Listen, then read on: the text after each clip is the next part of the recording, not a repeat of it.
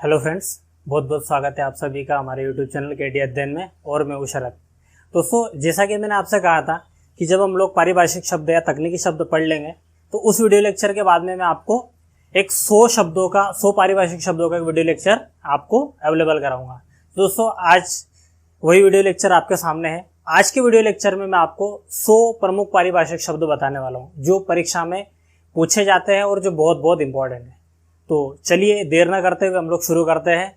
इसके बाद आगे चलते चलेंगे और टोटल मिला के हम 100 पारिभाषिक शब्द पढ़ेंगे। चलिए, पहला है संक्षेप। तो संक्षेप को तकनीकी रूप से कहा जाता है एब्रिविएशन। इसकी स्पेलिंग है ABBREVIATION।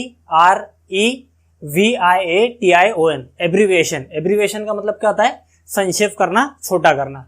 इसके बाद आता है हमारे पास दूसरा वर्ड शैक्षणिक। तो शैक्षणिक को कहा जाता है एकेडमिक। ACADEMIC, academic. तो एकेडमिक का मतलब क्या होगा? शैक्षणिक होगा। देखिए, आपको अंग्रेजी से हिंदी और हिंदी से अंग्रेजी दोनों याद रखना है, क्योंकि एग्जाम में दोनों तरीके से पूछा जा सकता है। तीसरी इंपॉर्टेंट चीज स्पेलिंग, जो आपको मेनली याद रखना है, क्योंकि EAI जरा सा भी इधर उधर हो गया तो पूरा सेंटेंस गया। चलिए, अगला है हमारे पास में स्वीकृति। तो स्वीकृति को कहा जाता है एक्सेप्टेंस। ACCEPTANCE, acceptance. अगला है हमारे पास लेखापाल। तो लेखापाल को कहा जाता है अकाउंटेंट। इसके बाद है पावती, यानी कि एक्नॉलेजमेंट। पावती का मतलब होता है रसीद, जो रिसिप्ट आपको जो प्रदान की जाती है, जिसे हम लोग क्या कहते हैं? रिसिप्ट कहते हैं। जैसे मान लीजिए बैंक में हमने पैसा जमा किया, तो बैंक में पैसा जमा करने के बाद हमें रिसिप्ट दी जाती है, तो उसे हम लोग हिंदी में क्या कहते हैं? पावती कहते हैं। तो उसका टेक्निकल जो वर्ड है वो क्या है? एक्नॉलेजमेंट। ठीक है। अगला है अधिनियम। तो अधिनियम तो आपको सभी को पता ही है कि इसको क्या कहा जाता है? अंग्रेजी में एक्ट कहा जाता है, क्योंकि कॉमन यूज का वर्ड है। इसके बाद आता है हमारे पास में कार्यवाही। तो कार्यवाही को कहा जाता है एक्शन। एक्शन लेना मतलब कार्यवाही करना। अगला वर्ड है हमारे पास में अराजकता। अराजकता को क्या कहा जाता है? एनार्की। ये CHY है, लेकिन उसको एनार्की पढ़ा जाता है। तो एनार्की का मतलब क्या होता है? अराजकता। अराजकता मतलब वो स्थिति जब समाज में सब कुछ ठीक ठाक जैसा चलना चाहिए वैसा नहीं चल रहा, उसे क्या कहा जाता है? अराजकता की स्थिति कहा जाता है। अगला वर्ड हमारे पास में है वार्षिक। तो वार्षिक को कहा जाता है एन्युअल। ANNUAL, annual. तो एन्युअल का मतलब क्या होता है? वार्षिक। और इसी के पास जो कंफ्यूजिंग वाला वर्ड है वो मैंने साथ में लिख दिया, ये है एनल। एनल का मतलब होता है रद्द करना। एनल का मतलब क्या होता है? रद्द करना। तो जनरली जब ये पूछा जाता है तो ऑप्शन में ये भी दिया जाता है। ठीक है। तो अब ये ना समझे कि ये स्पेलिंग गलत है, ये इसका मतलब क्या होता है? रद्द करना। एनल यानी कि रद्द करना। ठीक है। तो कोई आदेश अगर एनल हुआ, इसका मतलब को क्या हुआ है? रद्द हुआ है। ठीक है। द ऑर्डर इज एनल का मतलब क्या हुआ कि वो ऑर्डर क्या हो गया है? आदेश रद्द हो गया है। ठीक। अगला हमारे पास है परिशिष्ट। इसका मतलब होता है अपेंडिक्स। जब कोई पुस्तक खत्म हो जाती है तो उस पुस्तक के आखिरी में उस पुस्तक को समझने के लिए कुछ विशेष टेक्निकल वर्ड्स दिए जाते हैं, कुछ हिंट दी जाती है, जिससे उस पुस्तक को समझने में क्या हो? आसानी हो। तो उससे क्या कहा जाता है? परिशिष्ट, अपेंडिक्स। ठीक है। अगला है हमारे पास में आवेदन। तो आवेदन तो सभी को पता है एप्लीकेशन। आवेदन शब्द ही नहीं बोलते हम आजकल, एप्लीकेशन ही बोलते हैं हमेशा। ठीक है। क्योंकि जब से गूगल प्ले स्टोर आया है तो तब से एप्लीकेशन वर्ड बहुत ज्यादा प्रचलन में आ गया। ठीक है। इसके बाद आता है नियुक्ति। तो नियुक्ति के लिए अपॉइंटमेंट। जब आप लोग गवर्नमेंट जॉब में आ जाओगे तो ऑब्वियस है कि आपकी कहीं ना कहीं क्या हो जाएगी? अपॉइंटमेंट हो जाएगी। इसके बाद अगला वर्ड है हमारे पास में प्रशासन, एडमिनिस्ट्रेशन। तो ये तो कॉमन वर्ड है जो हम लोग डेली लाइफ में यूज करते ही है। इसके बाद अगला वर्ड है हमारे पास में प्रतिकूल, एडवर्स। तो अनुकूल का जो विपरीत है वो क्या है? प्रतिकूल। यानी कि ऐसी परिस्थितियां जब सब कुछ ठीक ठाक नहीं चल रहा हो या विपरीत परिस्थितियों में इंसान जी रहा हो, उसे क्या कहते हैं? प्रतिकूल, एडवर्स कंडीशंस, प्रतिकूल परिस्थितियां। इसके बाद आता है हलफनामा। तो ये कोर्ट में ज्यादा उपयोग होने वाला शब्द है हलफनामा, एफिडेविट। तो हलफनामा, एफिडेविट कब दिया जाता है? जब हमें किसी चीज की पुष्टि करना हो, उसके लिए एफिडेविट दिया जाता है। तो हलफनामा यानी कि एफिडेविट। अगला है कार्यसूची, एजेंडा। जब भी कोई पार्टी चुनाव लड़ती है तो उस चुनाव के पहले पार्टी अपना क्या करती है? एजेंडा तैयार करती है। एजेंडा मतलब कार्यसूची, कि हमें चुनाव जीतने के बाद जनता के लिए कौन कौन से कार्य करना है। तो उसे क्या कहा जाता है? एजेंडा को कार्य सूची, ये याद रखना आपको। अगला है, ये पूछा भी जा चुका है एजेंडा 2017 के पेपर, आप देखिए, न्यायपीठ बेंच लॉ। ठीक है, तो ये न्यायालयीन उपयोग का शब्द है, न्यायपीठ यानी कि बेंच लॉ।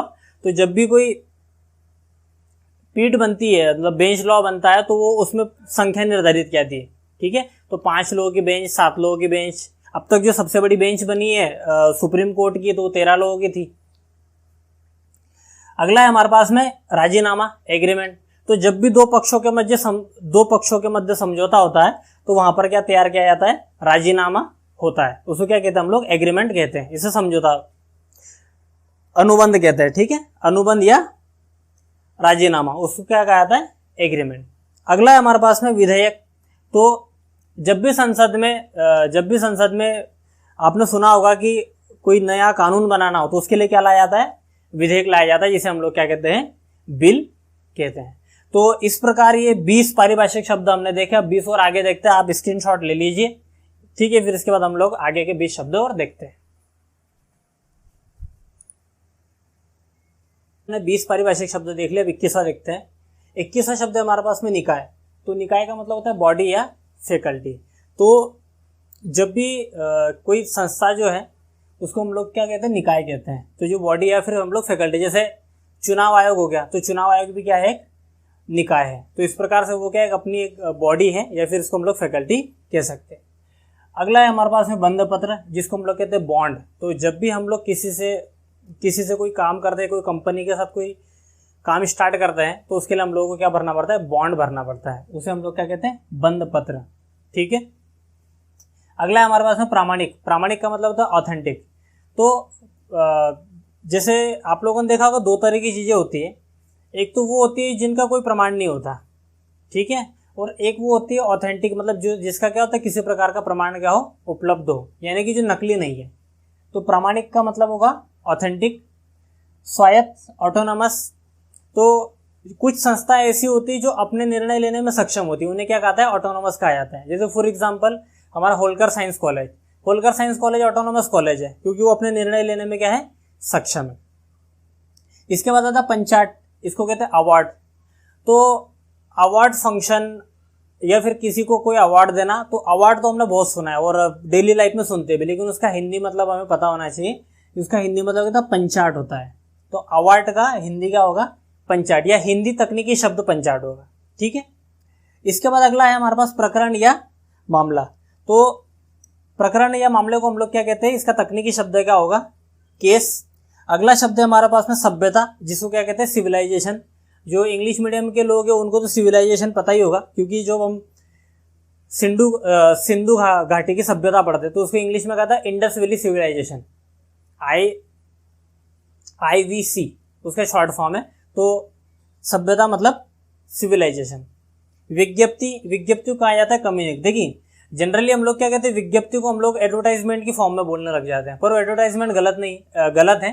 एडवर्टाइजमेंट का जो वास्तविक अर्थ है वो होता है विज्ञापन, और विज्ञप्ति के लिए हम लोग क्या शब्द का यूज करते हैं, कम्युनिक। ये याद रखना है। ठीक, अगला है हमारे पास में प्रमंडल, कंपनी। कंपनी डेली रूटीन का शब्द है, बिल्कुल बच्चा जानता है कि कंपनी क्या होता है, लेकिन उसका जो हिंदी शब्द है वो अब याद रखिए आप, क्या होगा, प्रमंडल।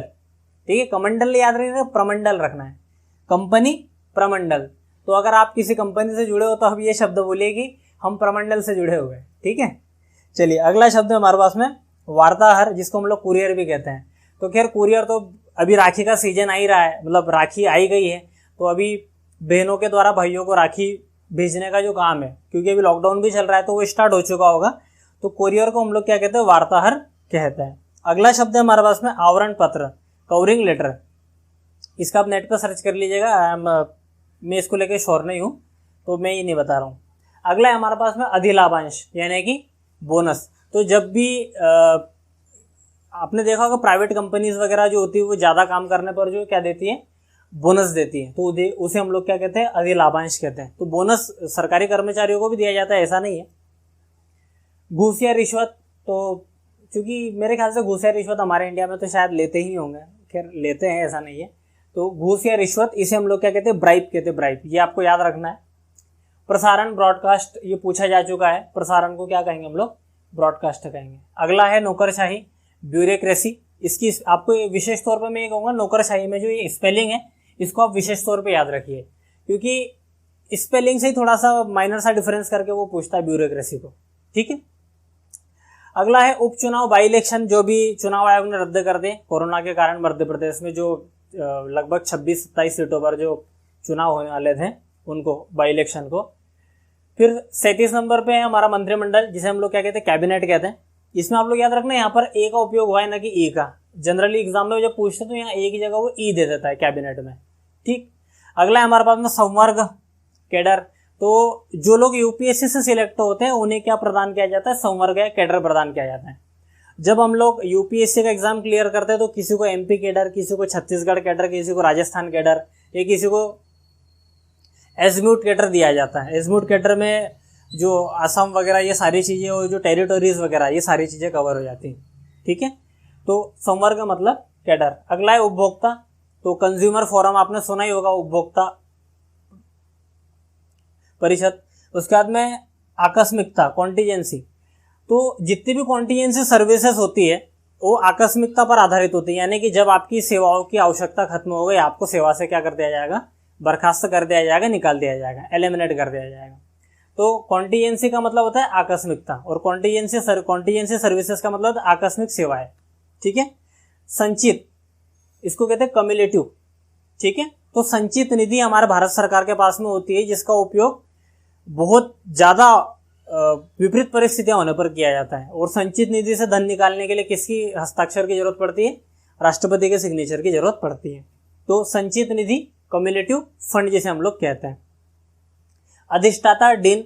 जो मेडिकल कॉलेजेस, खास करके मैंने जो छोटे कॉलेजेस हैं उनमें तो नहीं देखे हैं, लेकिन मेडिकल कॉलेज में खासतौर पर डीन की अपॉइंटमेंट होती है।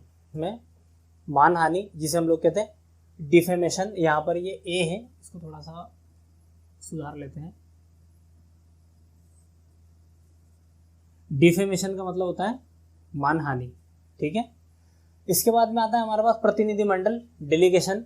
तो जब भी प्रधानमंत्री या कोई बड़े राष्ट्रपति वगैरह कोई विदेश जाते हैं तो उनके साथ में उनका एक प्रतिनिधि मंडल भी जाता है, या फिर कंपनियां भी अपने प्रतिनिधि मंडल भेजती है, संस्थान भी अपने प्रतिनिधि मंडल भेजते हैं।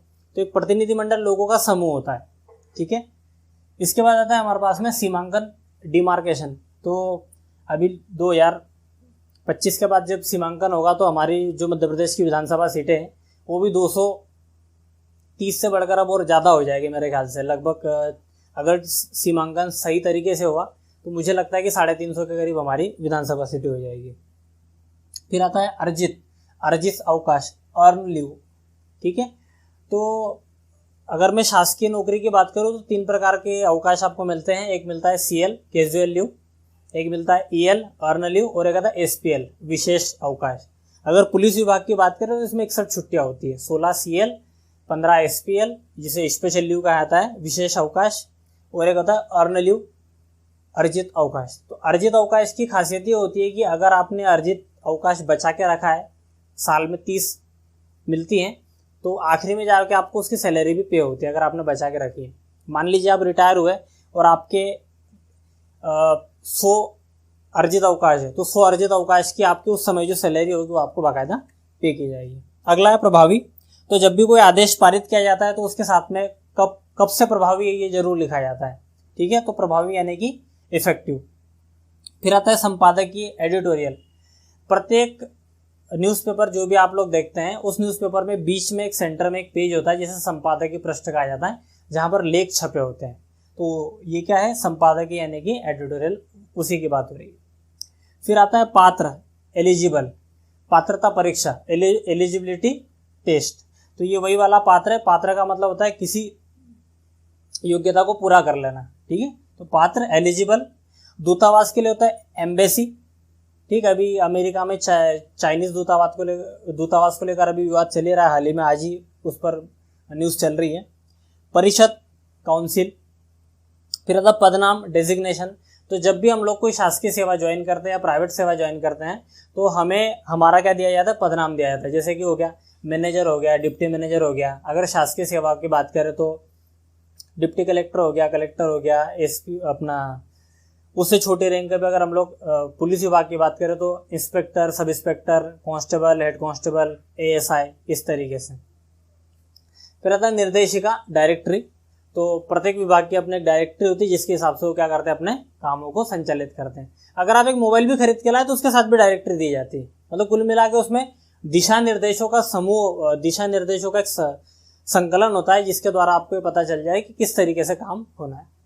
बट्टा यानी कि डिस्काउंट। तो आजकल तो ये बहुत ज़्यादा प्रचलन में, क्योंकि जितनी भी ऑनलाइन वेबसाइट्स है, जो अमेजन हो चाहे फ्लिपकार्ट हो, तो इनका तो पूरा काम डिस्काउंट पे चलता है। 100 रुपये लिख दिया, 40 रुपये की चीज़ को उसमें 60% डिस्काउंट, 100% डिस्काउंट, वट एवर जो भी लिखना है। प्रारूप या मसौदा, ड्राफ्ट। तो ड्राफ्टिंग कमेटी के हमारे जो प्रेसिडेंट थे डॉक्टर भीमराव अम्बेडकर, बाबा साहब अम्बेडकर जी ने हम लोग कहते हैं। तो प्रारूप या मसौदा ये वही वाला है, ठीक है। तो किसी भी अधिनियम या किसी को बनाने के पहले जो कच्चा लेखा जोखा तैयार किया जाता है उसे हम लोग क्या कहते हैं, प्रारूप या मसौदा कहते हैं। फिर आता है साक्ष्य यानी कि एविडेंस। तो पुलिस विभाग में पूरा का पूरा एक इस पर एक्ट भी है जिसे हम लोग एविडेंस एक्ट कहते हैं, साक्ष्य अधिनियम कहते हैं। फिर आता है विनिमय यानी कि एक्सचेंज। तो लेन देन करना आपस में क्या कहलाता है, विनिमय, जिसको हम लोग तकनीकी रूप से क्या कहते हैं, एक्सचेंज कहते हैं। कार्यपालिका, जो एग्जीक्यूटिव का आया था, यहाँ पर सी छूट गया है, एग्जीक्यूटिव, तो एक सी और क्या यू है, CUTIV, एग्जीक्यूटिव। फिर आता है अप्रवासी, इमिग्रेंट। अप्रवासी का मतलब होता है ऐसे लोग जो दूसरे देश के निवासी है लेकिन यहाँ भारत में रह रहे, उन्हें क्या कहा जाता है, अप्रवासी कहा जाता है। फिर आता है प्रोत्साहन, इंसेंटिव। तो जो प्राइवेट कंपनीज होती है, विशेष तौर पे जो फाइनेंस सेक्टर होते हैं या फिर ऐसे सेक्टर जहाँ पर टारगेट बेस्ड जो जॉब्स होती है, वहाँ पर क्या दिया जाता है, इंसेंटिव दिया जाता है, जिसे हम लोग क्या कहते हैं, प्रोत्साहन राशि। निरीक्षण, इंस्पेक्शन। तो जब भी कोई बड़े अधिकारी किसी कार्यालय का या किसी का निरीक्षण करते हैं तो उसे हम लोग क्या कहते हैं, के द्वारा जब देखा जाता है उसे आकर, तो उसे क्या कहते हैं, हम लोग निरीक्षण कहते हैं, जिसको तकनीकी रूप से कहा जाता है, इंस्पेक्शन कहा जाता है। फिर जारी करना, इशू। तो किसी को कोई चीज़ जारी करी जाती है तो उसे क्या कहते हैं, इशू कहते हैं। फिर जयंती, जुबली। तो 3 तरह की जुबली हम लोग मनाते हैं, सिल्वर, गोल्डन और प्लेटिनम जुबली। आजकल तो मूवीज 10 हफ्ते चल जाए तो 300-400 करोड़ का कारोबार कर जाती है, तो ये आजकल मूवीज में जुबली तो मनती नहीं है। जैसे शोले जो है वो प्लेटिनम जुबली मूवी कही जाती है, जो 75-70। चलिए दोस्तों, अब ये लास्ट है, टोटल 88 है, इसको हम लोग फिनिश कर लेते हैं। चलिए अब अगला हमारे पास में मिसेलिया नथी। दोस्तों फाइल एक ऐसा शब्द है जो हम डेली लाइफ में बहुत ज़्यादा यूज़ करते हैं। फाइल डाउनलोड हो रही है, फाइल सेंड कर दी है, फाइल लेके आओ, फाइल ले जाओ। तो फाइल का जो टेक्निकल हिंदी वर्ड है वो क्या, मिसिल या फिर नत्थी। तो ये पूछा जा चुका है एग्जाम में, इसको आप बिल्कुल ध्यान रखेंगे। मिसिल या नत्थी किसको कहते हैं, फाइल को कहते हैं। अगला है निष्कर्ष, फाइंडिंग्स। तो जब भी कोई बैठक होती है, जब भी कोई आयोजन होता है, तो उसका जो अंतिम निष्कर्ष निकलता है उसे क्या कहते हैं, फाइंडिंग्स कहते हैं। देखिए रिजल्ट का मतलब क्या, रिजल्ट एक अलग चीज़ है, लेकिन यहाँ पर क्या, निष्कर्ष को हम लोग क्या बोलेंगे, फाइंडिंग्स बोलेंगे, ठीक है। औपचारिक यानी कि फॉर्मल। तो औपचारिक बैठकें जो होती है उनको फॉर्मल मीटिंग्स कहा जाता है। राजपत्र यानी कि गजट। तो राजपत्र यानी कि प्रत्येक देश की सरकार का जो है वो अधिसूचना पत्र होता है। तो हमारा देश में क्या कहते हैं, गजट, राजपत्र जारी किया जाता है। जब भी कोई सूचना होती है राष्ट्रपति के आदेश से जो पारित की जाती है वो राजपत्र में सीधे प्रिंट होती है, ठीक। इसके बाद सरकार यानी कि गवर्नमेंट, ये तो बताने की कोई ज़रूरत नहीं है। कृपा, ग्रेस। तो ये जो ग्रेस वाला जो शब्द है ये 2009-10 या उसके पहले जो परीक्षार्थी जो परीक्षा देते थे तब बहुत उपयोग में होता था, क्योंकि 2009-10 के पहले क्या होता था कि 4 सेट आते थे ABCD। तो बच्चे को यही समझ में नहीं आता था कौन सा सेट मेरे पास आएगा। तो जब 1-2 नंबर कम हो जाते थे, खासकर कि गणित या इंग्लिश में, तो बच्चों को 1-2 नंबर की ग्रेस देके पास कर दिया जाता है। तो प्रत्याभूति, गारंटी। तो जब हम लोग बैंक से कोई लोन लेते हैं तो उससे बदले में क्या देते हैं, हम लोग गारंटी देते हैं। ये किसी मकान के कागज, प्रॉपर्टी का कागज, तो क्या कहलाती है, प्रत्याभूति कहलाता है। फिर अगला हमारे पास में दोषी। दोषी का वो गिल्टी, ये तो बताने की ज़्यादा जरूरत नहीं। अनुज्ञप्ति यानी कि लाइसेंस। तो किसी भी लीगल काम को करने के लिए हमें क्या लेना होता है, लाइसेंस। उसे हम लोग हिंदी में क्या कहते हैं, अनुज्ञप्ति, अनुज्ञप्ति पत्र जिसे हम लोग क्या कहते हैं, लाइसेंस सर्टिफिकेट। पट्टा, लीज, तो जब भी कोई जमीन जो है सरकार के द्वारा या फिर किसी व्यक्ति के द्वारा जो है औद्योगिक क्षेत्रों में और गरीब लोगों को सरकार के द्वारा क्या दिया जाता है, पट्टे दिए जाते हैं, जिसे हम लोग क्या कहते हैं, लीज कहते हैं, जो लगभग 99 सालों के लिए होती है। विरोधाभास, पैराडॉक्स, तो जब भी विचारों को लेकर असमंजस हो या फिर विचार आपस में ना मिले तो उसे हम लोग क्या कहते हैं, विरोधाभास कहते हैं, पैराडॉक्स कहते हैं।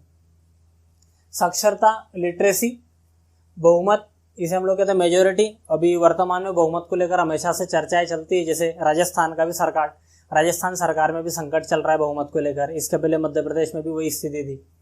लंबित, पेंडिंग, तो जैसे सुप्रीम कोर्ट में बहुत सारे केसेस अभी पेंडिंग है। लोअर जो कोर्ट्स है उनमें लगभग 3.25 करोड़ केसेस पेंडिंग पड़े हुए हैं, तो लंबित मामला यानी कि पेंडिंग केस। कब्जा, पोजेशन, तो किसी के द्वारा जो है किसी जमीन पर जो अवैध रूप से कब्जा कर लेना क्या कहलाता है, कब्जा यानी कि पोजेशन होता है। तो पोजेशन लीगल भी हो सकता है, इनलीगल भी हो सकता है, यानी कि अपना हक जमा लेना उस पर। प्रस्तावना, प्रीएम्बल ऑफ कॉन्स्टिट्यूशन, संविधान की प्रस्तावना। घोषणा, प्रोक्लेम, इसको डिक्लेरेशन भी कहते हैं, प्रोक्लेम या फिर डिक्लेरेशन। तो अगर देखिए प्रोक्लेम अगर है तो घोषणा, और प्रोक्लेमेशन है तो उद्घोषणा हो जाएगा, याद रखना। यहाँ प्रोक्लेम है केवल, प्रोक्लेमेशन नहीं है। प्रोक्लेमेशन क्या होता है, उद्घोषणा होता है। फिर आता है मनोनीत, नॉमिनेट, राष्ट्रपति के द्वारा जो सदस्य मनोनीत किए जाते हैं राज्यसभा में। नामांकन, नॉमिनेशन, प्रत्येक उम्मीदवार चुनाव लड़ने के पहले क्या भरता है, नॉमिनेशन फॉर्म भरता है। गणपूर्ति, कोरम, तो लोकसभा या राज्यसभा की कार्रवाई पूरी करने के लिए 10% सदस्यों की लोकसभा की कार्रवाई को शुरू करने के लिए 10% सदस्यों की क्या होती है, आवश्यकता होती है, उसे हम लोग क्या कहते हैं, गणपूर्ति या कोरम। मतलब एक निश्चित संख्या निर्धारित कर देना, उस संख्या की पूर्ति होना क्या कहलाता है, गणपूर्ति या कोरम कहलाता है। ये केवल लोकसभा के सेंस में नहीं है, कहीं और भी यूज हो सकता है, मैं केवल आपको याद रखने के लिए बता रहा हूँ। प्रशंसा पत्र, जिसे हम लोग क्या कहते हैं, टेस्टिमोनियल कहते हैं। तो हमने देखा होगा जब हम लोग कोई अच्छा काम करते हैं तो उसके लिए हमें क्या दिया जाता है, टेस्टिमोनियल दिया जाता है, जो क्या कहलाता है, प्रशंसा पत्र कहलाता है। अगला है रिक्ति या वैकेंसी। तो दोस्तों कुल मिला के 88 हम लोगों ने जो है पारिभाषिक शब्द या टेक्निकल वर्ड्स हम लोगों ने देखे हैं। इनमें से बहुत से ऐसे वर्ड है जो 2017 की परीक्षा में पूछे गए, उसके पहले भी पूछे गए हैं और आगे भी पूछे जाते रहेंगे। तो आशा करता हूँ इन सारे शब्दों को आप बहुत अच्छे से पढ़ेंगे, याद करेंगे। तो जुड़े रहिए हमारे चैनल से। और इसके बाद एक अगला